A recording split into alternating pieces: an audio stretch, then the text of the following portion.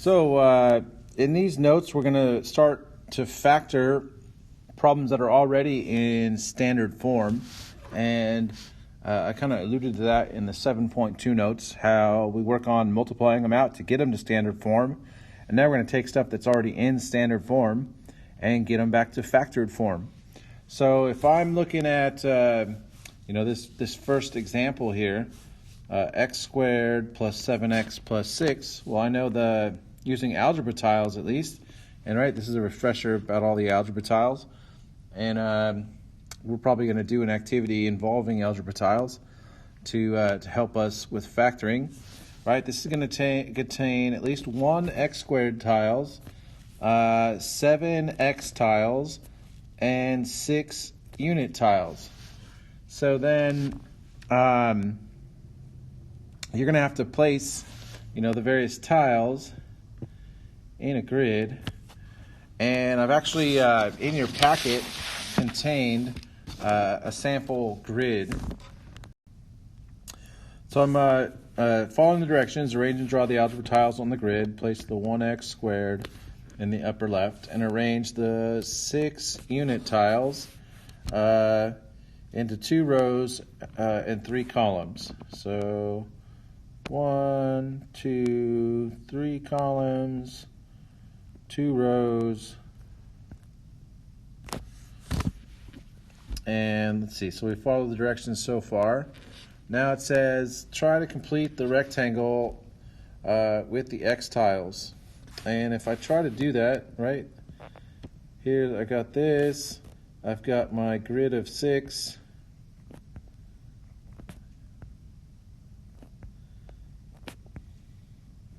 Right, and that would mean there's an x tile here, an x tile there, an x tile there, an x tile here, and an x tile here, and that's not quite enough, right? Only 5 fit in the grid, which leaves 2 tiles, so this arrangement is not right. And so what that means is the factors of x squared plus 7x plus 6 are not, right? This would be an x plus 3 arrangement, and an x plus 2 are not x plus 3 times x plus 2. In fact, that would give you x squared plus 5x plus 6. So these algebra tiles can actually help us to identify which combinations work and which don't. So let's rearrange the unit tiles so that all the x tiles fit in the mat. And that's going to be, and you're going to have, physical tiles in one of these grids to figure this out as well.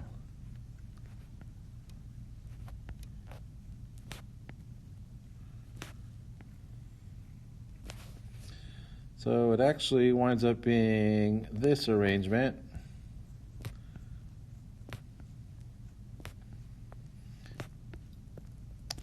And I know if it works when I create essentially this rectangle shape here, right? You notice how this is a rectangle? Here's a rectangle shape, but we're missing 2 x tiles. Here we've got all 7 x tiles, right? These are x's. Here's an x squared, 1, 2, 3, 4, 5, and 6 units tiles. So the factor of this must be x, basically plus 6, because there's 6 there, and x plus 1. And this would be the correct x plus 1, the correct factorization of x squared plus 7x plus 6.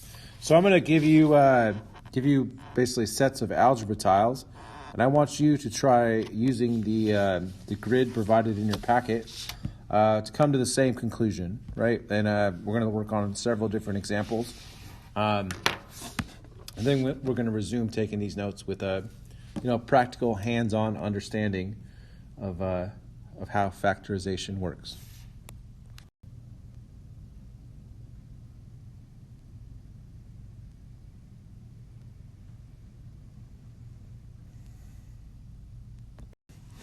So essentially we learned, right, that, basically x plus 1 times x plus 6 is going to yield the,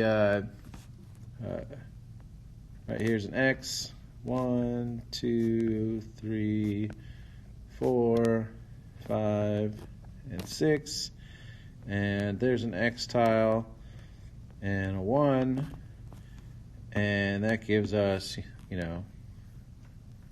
an x squared, 1x, 2x, 3x, 4x, 5x, 6x, 7x, and then 6 unit tiles.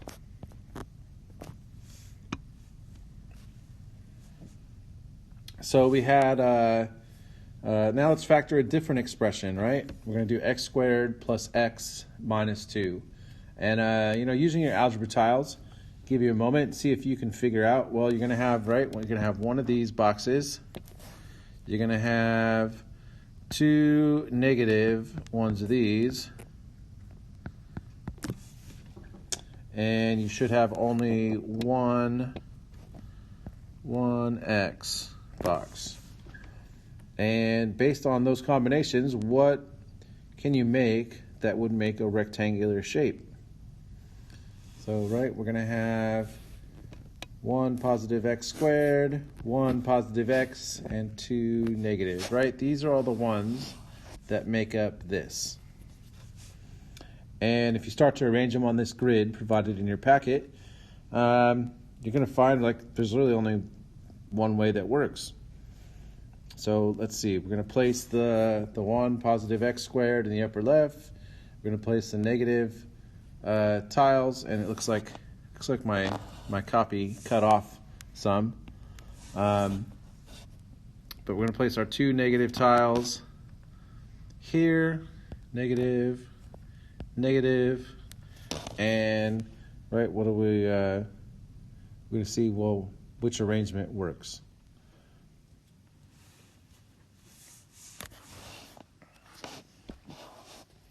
So you got this arrangement works.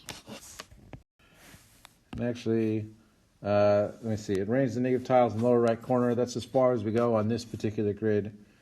And then fill in the empty spaces of the grid with x tiles. There is, or are, 1 positive x's to place in the grid. So there should be 2 empty places for tiles. So when I place, my 1 there, I should have, and keep in mind, there should be a second one here, an empty space there.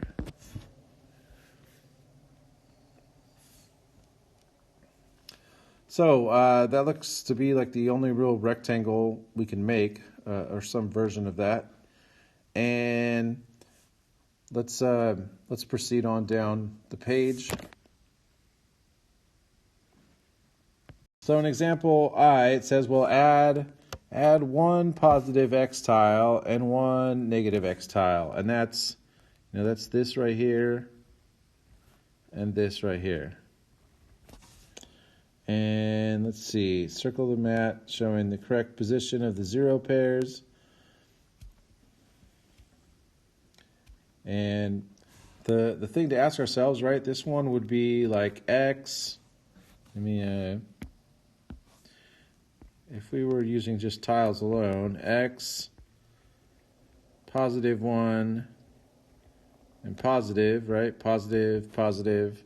This would have to be x, and this would have to be a negative. And let's see, does negative 1 times x equal negative x? That's correct. Positive, positive, yep. And then the negative, and this is the one that seems to check out.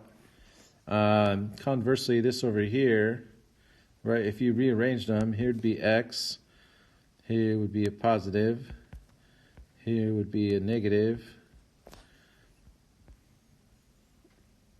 positive, and positive, right? X times x, still x squared, right? Positive x squared.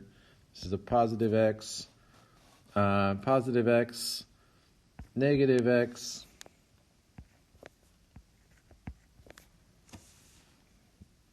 but does positive times a negative equal, or does two positives multiply together equal a negative? No, right? No. So this arrangement, and there goes Mr. Mitson's terrible spelling, arrangement on the right is not correct. And that tile right there is how I know, because a positive one of these and a positive one of these multiplied together does not make a negative tile. So the factorization of this must be, well, x plus 2 and x minus 1. And that looks like, and here it cut off again. All right, plus, minus, and it's, it's colored in. X plus 2, x minus 1, and let me actually just use tiles.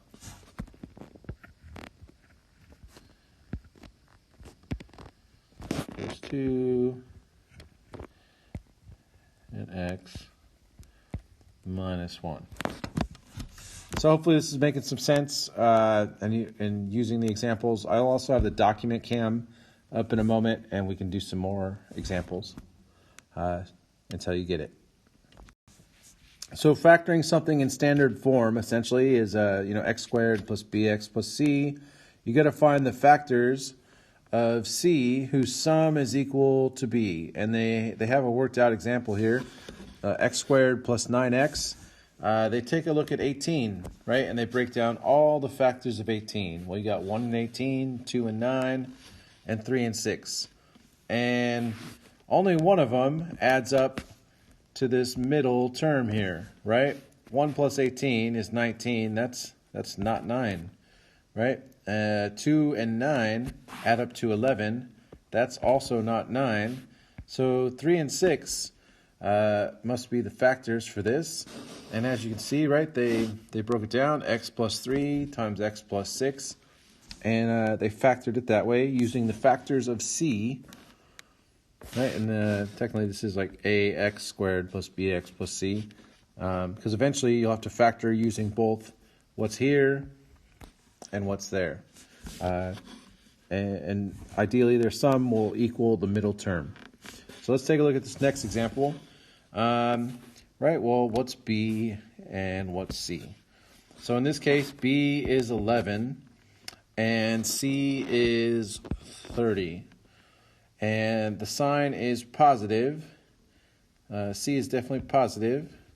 So the sign of the factors will also be the same, right? So we are looking for now the factors of 30. So I'm going to scroll down the page in a moment. And we're looking for positive factors of 30.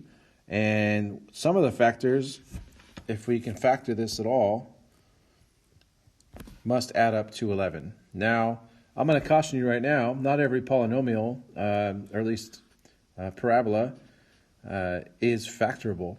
And for those, there's another formula to figure that out, which we'll get to later. But for the moment, probably most of the things you're looking at are going to be factorable.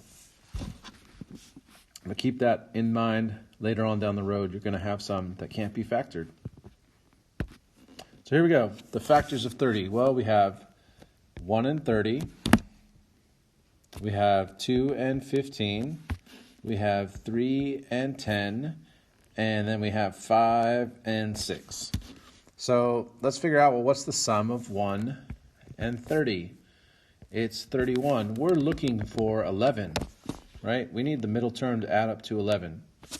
So that one doesn't work. So we've checked that one. How about 2 and 15? 15 plus 2 is 17. Well, that doesn't work. That's also not 11. 3 and 10? right? That's 13, not 11. And 5 and 6. Bingo. We found our solution. So the factor pair whose sum equals b, remember b was 11, is 5 and 6. And you know, this is a way to do things when algebra tiles are not as practical.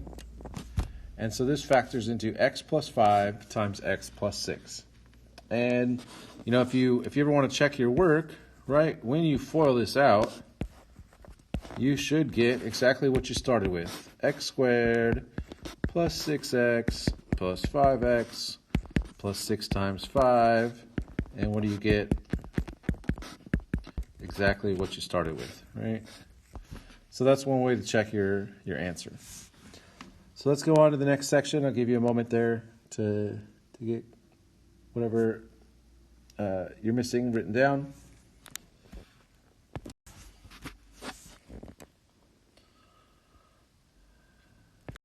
Let's take a look at another example, right?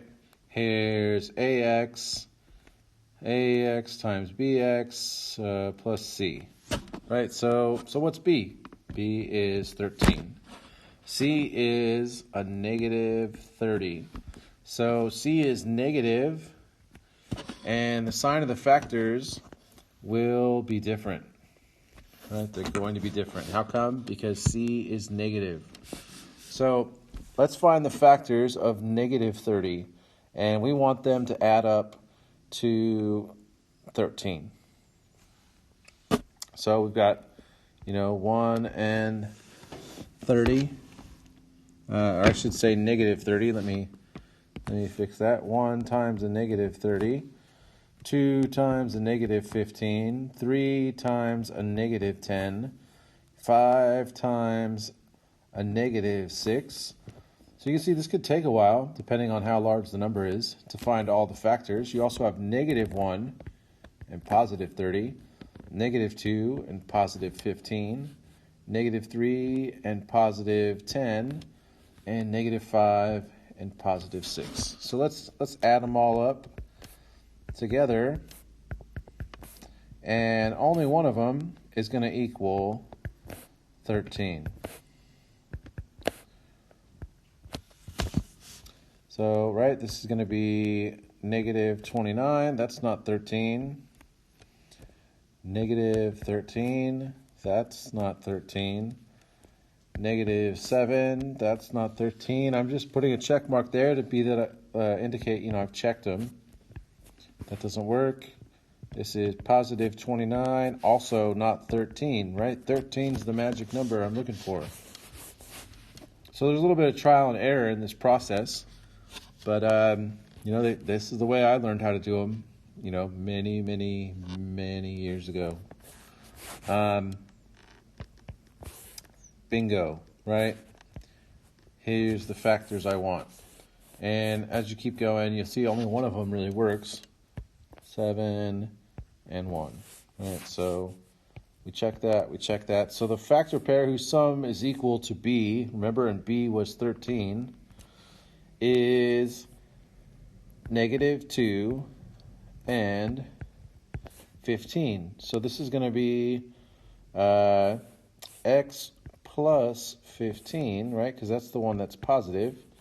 And x minus 2. And when you FOIL this out, you're going to get, x squared plus 15x minus 2x minus 30, which is all going to be right back to what you started with. So hopefully that makes sense, right? Likewise, if I had the factors of 4, which are 2 and 2, and I took 2 times 2, I should get 4.